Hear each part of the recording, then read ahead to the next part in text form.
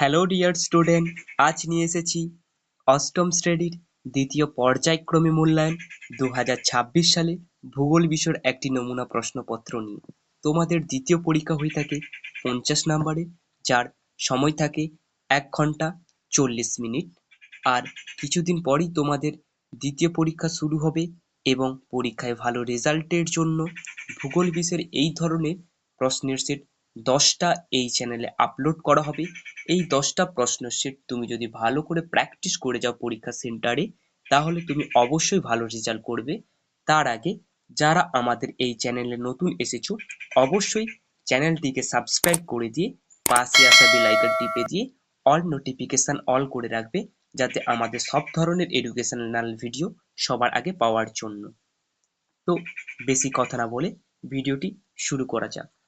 একের দাগে বলেছি সঠিক উত্তরটি নির্বাচন করো। প্রথম প্রশ্ন, তুমি মাঝ সমুদ্রে একটি জাহাজে ডোলড্রামস এ থেমে থাকো, তাহলে তুমি সুমেরু বৃত্তীয় এলাকায় আছো, কুমেরু বৃত্তীয় এলাকায় আছো, নিরক্ষীয় এলাকায় আছো? উত্তরটি হবে নিরক্ষীয় এলাকায় আছো। তার আগে যারা এই প্রশ্নের উত্তরগুলো আগে থেকেই জানতে, তোমরা অবশ্যই আমাকে কমেন্টে জানিয়ে দিও। দুয়ের দাগে কি বলেছে, বজ্রবিদ্যুৎ সহ বৃষ্টিপাত হয় যে মেঘ থেকে, সেটি হচ্ছে সিরোকিউমুলাস, অল্টোকিউমুলাস, কিউমুলোনিম্বাস। সঠিক উত্তরটি হবে কিউমুলোনিম্বাস। তিনের দাগে, উত্তর আমেরিকার আলাস্কা যে জলবায়ু অন্তর্গত তা হলো ক্রান্তীয় জলবায়ু, লরেন্সীয় জলবায়ু, ভূমধ্যসাগরের জলবায়ু, তুন্দ্রা জলবায়ু। উত্তরটি হবে তুন্দ্রা জলবায়ু। চারের দাগে বলেছে, তুমি যদি ত্রিপুরা থেকে সোজাসুজি পশ্চিম দিকে পশ্চিমবঙ্গ পর্যন্ত যেতে চাও, তাহলে তোমাকে যে প্রতিবেশী দেশের ওপর দিয়ে যেতে হবে তা হলো মায়ানমার, নেপাল, বাংলাদেশ, পাকিস্তান। সঠিক উত্তরটি হচ্ছে বাংলাদেশ। দুয়ের দাগে কি বলেছে, শূন্যস্থান পূরণ করো। প্রথম প্রশ্ন, অসংখ্য ড্যাশ আশ্রিত জলকণাকে মেঘ বলে? উত্তর হবে ক্ষুদ্র ক্ষুদ্র বা ছোট ছোট। দুয়ের দাগে, উত্তর আমেরিকার পার্বত্য অঞ্চলে এক কথায় ড্যাশ বলে? উত্তরটি হবে কর্ডেলেরা বলে। তিনের দাগে, নিরক্ষীয় অঞ্চলে সারা বছর চাপ ড্যাশ বিরাজ করে? উত্তরটি হবে নিম্নচাপ বিরাজ করে। চার দাগে, ড্যাশকে বজ্রপাতের দেশ বলা হয়? উত্তরটি হবে ভুটানকে বজ্রপাতের দেশ বলা হয়। তিনের দাগে কি বলেছে, নিচের বিবৃতিগুলি কোনটি শুদ্ধ ও কোনটি অশুদ্ধ? তো প্রথমটি অশুদ্ধ, দ্বিতীয়টি অশুদ্ধ এবং তৃতীয়টি শুদ্ধ, চতুর্থটি শুদ্ধ। এবার চারের দাগে দেখে নেব কস্তম্ভ খস্তম্ভ মেলানো। একে দাগে কি বলেছে, প্রাচীন ভূখণ্ড, এর সঠিক উত্তরটি হবে কানাডিয়ান সিল্ট অঞ্চল। দুয়ের দাগে কাঠমান্ডু, এর সঠিক উত্তরটি হবে সার্ক। তিনের দাগে মায়ানমার, এর সঠিক উত্তরটি হবে সেগুন। চারের দাগে সাময়িক বায়ু, এর সঠিক উত্তরটি হবে মৌসুমী বায়ু। ৫ চিনুক, এর সঠিক উত্তরটি হবে রকি পার্বত্য অঞ্চল। এরপরে ৫-এর দাগে নিচের প্রশ্নগুলির দুটি একটি শব্দে উত্তর দাও। প্রথম প্রশ্ন, বৃষ্টিপাতের পরিমাপ মাপা হয় কোন যন্ত্রের সাহায্যে? উত্তরটি হবে রেন গজ। ২-এর দাগে, উত্তর আমেরিকার উচ্চতম শৃঙ্গের নাম কি? উত্তরটি হবে মাউন্ট ম্যাককিনলে। ৩-এর দাগে, বাংলা কোন প্রতিবেশী দেশের প্রধান ভাষা? উত্তরটি হবে বাংলাদেশ। ৪-এর দাগে, মিস্ট্রাল কোন প্রকার বায়ু? উত্তরটি হবে স্থানীয় বায়ু। ৬-এর দাগে নিচের প্রশ্নগুলির উত্তর দাও। প্রথম প্রশ্ন, বাণিজ্যিক বা বাণিজ্য বায়ু কাকে বলে? উত্তরটি হবে ভূমধ্যসাগরের উভয় পাশে উপক্রান্তীয় উচ্চচাপ বলয় থেকে নিরক্ষীয় নিম্নচাপ বলয়ের দিকে যে স্থানীয় বায়ু প্রবাহিত হয় তাকেই বাণিজ্যিক বায়ু বলে।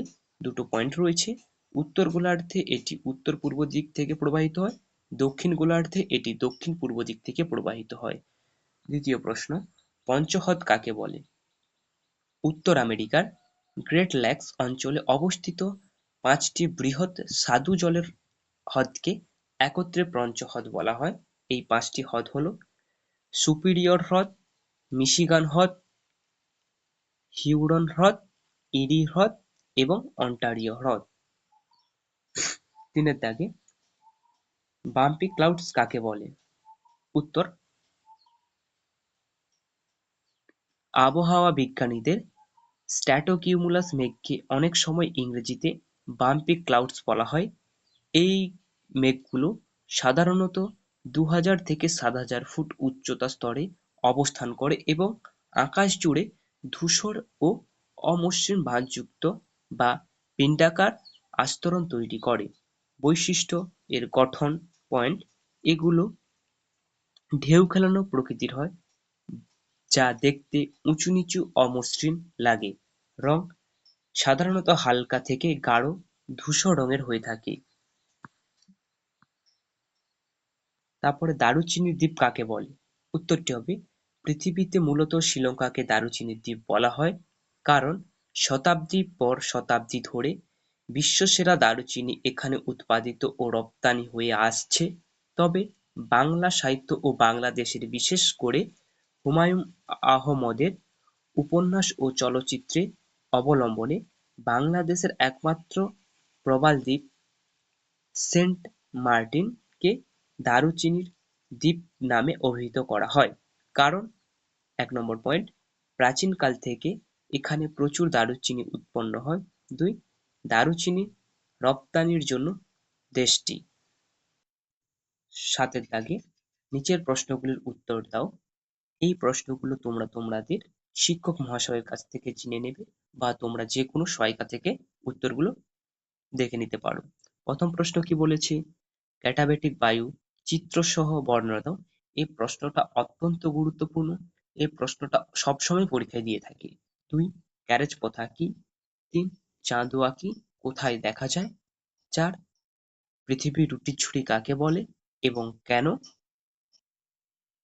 ৫ নিরক্ষীয় অঞ্চলে নিম্নচাপ বলয়ের সৃষ্টি হয়েছে কেন?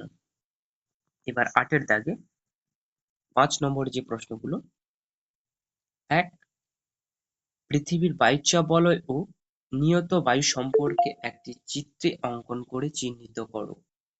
২ শৈলক্ষে বৃষ্টিপাত চিত্রসহ বর্ণনা দাও। ৩ উত্তর আমেরিকার হ্রদ অঞ্চলে কৃষি উন্নতির কারণ। সাথে রয়েছে নায়াগ্রা জলপ্রপাত কোথায় অবস্থিত। ৪ কানাডিয়ান শিল্ড অঞ্চল কাষ্ঠ ও কাগজ শিল্পে উন্নত হওয়ার কারণগুলি উল্লেখ করো। সঙ্গে রয়েছে পৃথিবীর বৃহত্তম নিকেল খনির নাম কি? ৫ এর দাগের প্রশ্ন উত্তর আমেরিকার আমাজন নদীর গতিপথ বর্ণনা করো। এই হচ্ছে ৫ নম্বরের প্রশ্ন এবং লাস্টে রয়েছে ম্যাপ পয়েন্টিং। ৫ নম্বর তোমাদের পরীক্ষায় দিয়ে থাকে। ১ তুন্দ্রা জলবায়ু, পঞ্চহ্রদ, ক্যালিফোর্নিয়া উপসাগর, পানামা যোজক, শার্টবেরি, মাউন্ট ম্যাককিনলে, আটাকামা মরুভূমি। এই ছিল আজকের ভিডিও। ভিডিওটা কেমন হয়েছে অবশ্যই তোমরা কমেন্টে জানিয়ে দেবে। আর হ্যাঁ, তোমরা যদি এই প্রশ্নের পিডিএফ পেতে চাও ফ্রিতে তাহলে স্ক্রিনে দেওয়া হোয়াটসঅ্যাপ নাম্বারে তোমরা হাই লিখে পাঠাবে এবং তোমাদের এই পিডিএফটি শেয়ার করে দেওয়া হবে। আর যারা এখনো পর্যন্ত আমাদের এই চ্যানেলটিকে সাবস্ক্রাইব করোনি সাবস্ক্রাইব করে দিয়ে পাশে আসা বেল আইকন টিপে দিয়ে অল নোটিফিকেশন অল করে রাখবে আমাদের সব ধরনের এডুকেশনাল ইনফরমেশন পাওয়ার জন্য। ধন্যবাদ।